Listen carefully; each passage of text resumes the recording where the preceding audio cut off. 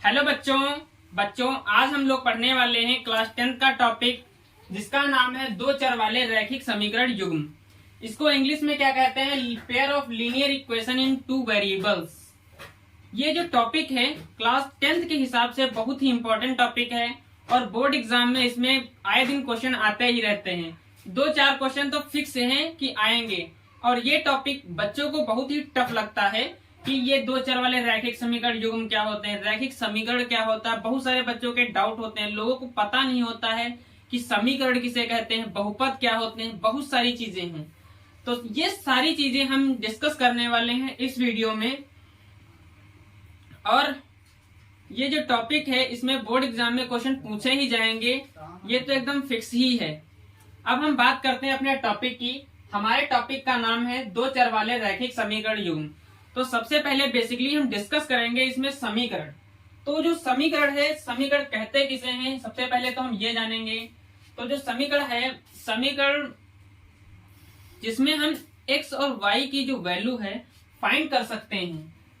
क्या है? x and y की वैल्यू, मतलब कोई भी वेरिएबल हो उनकी वैल्यू को अगर जो हम फाइंड कर सकते हैं तो उन्हें हम क्या कहते हैं? समीकरण कहते हैं। जैसे x माइनस 5 बराबर 0, तो यहां से हम x की वैल्यू को फाइंड कर सकते हैं। y plus 6 is equal to 0, यहां से हम y की वैल्यू फाइंड कर सकते हैं। यहां से y की वैल्यू माइनस 6 आएगी, यहां से x की वैल्यू कितनी आएगी? 5 आएगी। तो जहां पर x और y की वैल्यू को फाइंड आउट किया जा सकता है उसे हम क्या कहते हैं? समीकरण कहते हैं। अब हम बात करते हैं कि रैखिक समीकरण क्या होते हैं। तो रैखिक को इंग्लिश में लीनियर कहते हैं और रैखिक समीकरण मतलब होता है लीनियर इक्वेशन। ठीक है। तो जो लीनियर इक्वेशन होता है, जो उसका जनरल इक्वेशन होता है, जो जनरल समीकरण होता है, वो होता है ax plus by plus c बराबर 0। अब रैखिक समीकरण में होता क्या है? बेसिकली जो यहाँ पर वेरिएबल होंगे x और y, वो क्या होना चाहिए? उनकी जो घात है, जो उनकी पावर है, यहाँ पर जो ये पावर है वो कितनी होनी चाहिए? 1 होनी चाहिए। वो क्या होते हैं? हमारे रैखिक समीकरण होते हैं। और इक्वल में क्या होना चाहिए? 0 होना चाहिए। समीकरण का मतलब भी होता है इक्वल में होना चाहिए 0, जहां से हम x और y की वैल्यू को आसान तरीके से फाइंड आउट कर सकें। अब हम बात करते हैं कि यहाँ पर a कोफिशिएंट है, कोफिशिएंट b, कोफिशिएंट c। यहाँ पर रैखिक समीकरण की कुछ कंडीशन भी होती हैं। बेसिकली जो हम रैखिक समीकरण पढ़ रहे हैं वो पढ़ रहे हैं दो चर वाला। तो जो हमने यहाँ पर जो रैखिक समीकरण लिखा है ये जनरल समीकरण है दो चर वाले रैखिक समीकरण का। अब हम बात करते हैं कि a और b, इनकी कुछ कंडीशन होती है कि तभी ये रैखिक समीकरण कहलाएंगे। तो यहाँ से दो चीजें निकल के आती हैं कि a और b जो है और जो c है, ये हमेशा क्या होना चाहिए? रियल नंबर को लाई करना चाहिए।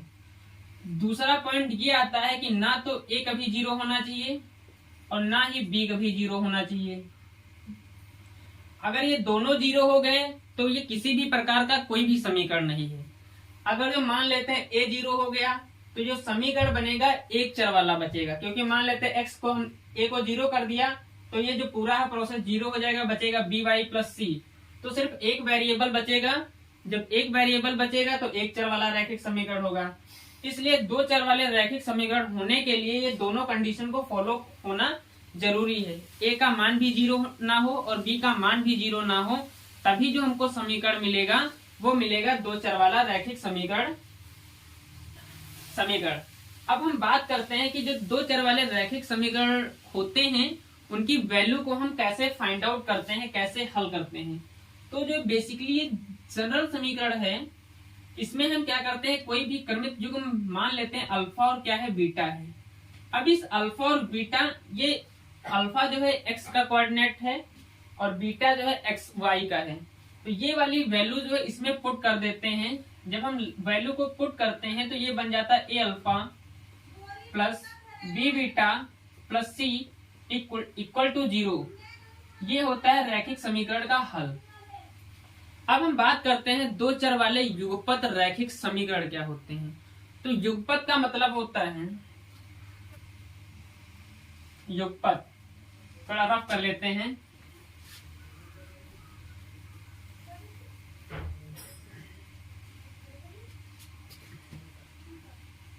युगपत अब युगपत समीकरण में क्या होता है कि यहाँ पर दो समीकरण दिए होते हैं जिसकी सहायता से हम x और y की वैल्यू को फाइंड आउट करते हैं। जैसे हमने लिख दिया x प्लस वाई माइनस 3 बराबर 0 और दूसरा समीकरण लिख दिया 3x प्लस 2y प्लस 5 बराबर 0।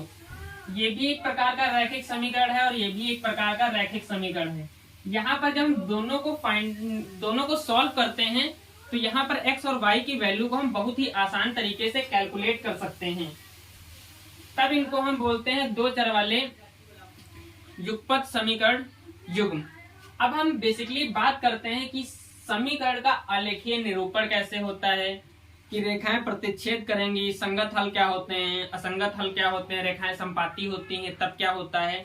तो बहुत सारे बच्चों के डाउट होते हैं, वो सारे डाउट हम इस क्लास में डिस्कस करेंगे।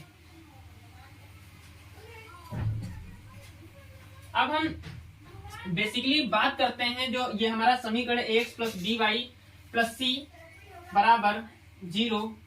अब इस समीकरण की हम बात करते हैं और यहाँ पर हल को हम फाइंड आउट करने की सोचेंगे। तो जब हम समीकरण को सॉल्व करते हैं तो मान लेते हैं, अब युगपत की बात कर रहे हैं, तो जो पहली लाइन है उसका जो हमको समीकरण मिलता है वो मिलता है a1x plus b1y plus c1 is equal to 0 और दूसरी लाइन है L2, उसका जो हमको समीकरण मिलता है a2x plus b2y plus c2 बराबर 0। ये दो लाइन है और इन दोनों लाइनों का समीकरण इस प्रकार है।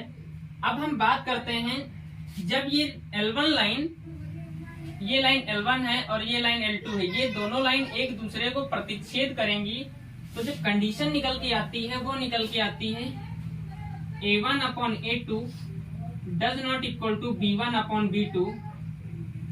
तब जो हमको हल मिलता है वो हल कैसा होता है, यूनिक हल होता है, अद्वितीय हल होता है। और रेखाएं जो होती हैं एक दूसरे को क्या करती हैं, प्रतिच्छेद करती हैं, इंटरसेक्ट करती हैं। बेसिकली अब हम बात करते हैं, जब रेखा L1 जो है रेखा L2 के क्या होती है, पैरेलल होती है, समांतर होती है।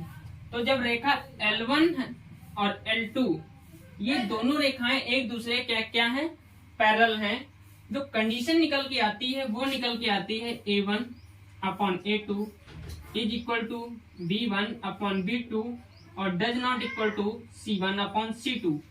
जो ये कंडीशन होती है, ये कंडीशन होती है जब रेखाएं क्या होती हैं, समांतर होती हैं। और जब रेखाएं समांतर होती हैं तो इसको बोला जाता है असंगत हल। असंगत हल क्या होता है, ऐसा हल मतलब इसका कोई भी सोल्यूशन संभव ही नहीं है। जब लाइन से एक दूसरे को इंटरसेक्ट ही नहीं करेंगी तब कोई भी हल ही नहीं निकलेगा। तीसरी कंडीशन जो इसकी आती है, ये कंडीशन 1 है, कंडीशन 2 है और ये कंडीशन 3 है। तीसरी कंडीशन कहती है कि रेखाएं कैसी होती है, संपाती रेखाएं होती हैं। बेसिकली हम बात करते हैं रेखाएं संपाती कैसे होती हैं। तो मान लेते हैं ये कोई रेखा क्या है, L1 है और कोई दूसरी रेखा है जो इसी रेखा के ऊपर से होकर जाती है, L2 रेखा। तो ये दोनों रेखाएं जो है जब एक दूसरे को के ऊपर होती हैं तब उन रेखाओं को हम क्या कहते हैं, संपाती रेखाएं कहते हैं। ठीक है, तो बेसिकली अब यहाँ पर हल कैसे पता चले, कितने इसके सोल्यूशन होंगे। तो देखो कोई भी रेखा होती है, बहुत सारे पॉइंटों का क्या होता है, एक पाथ होता है, रास्ता होता है। जब इन पॉइंटों को मिलाया जाता है तो एक लाइन का निर्माण होता है। ठीक है, अब ये बेसिकली हमने मान लिया था कि L1 लाइन है। अब दूसरी जो लाइन है जब वो संपाती होंगी तो इसी लाइन के ऊपर से क्या होंगी, गुजरेंगी। कोई भी लाइन है L2, अब पहली वाली लाइन पे बहुत सारे पॉइंट हैं, अब दूसरी लाइन उसी पर से होकर गुजर रही है। तो इसका मतलब है कि बहुत सारे पॉइंटों को कट करेगी दूसरी लाइन। अब जब दूसरी लाइन बहुत सारे पॉइंटों को कट करेगी तो इसके क्या होंगे, अनंत हल होंगे। क्या होंगे, अनंत हल होंगे। और जब हल अनंत होते हैं तो जो बेसिकली इसकी कंडीशन होती है वो होती है a1 upon a2 is equal to b1 upon b2 is equal to c1 upon c2। ये होती है संपाती रेखाओं के लिए। और जब रेखाएं संपाती होती हैं तो इसके क्या होते हैं, अनंत हल होते हैं। हमने जो ये आपका टॉपिक था दो चर वाले रैखिक समीकरण युग्म, बहुत ही आसान तरीके से आप लोगों को समझाया है। उम्मीद करता हूं कि आप लोगों को ये टॉपिक बहुत ही आसानी से समझ में आया होगा।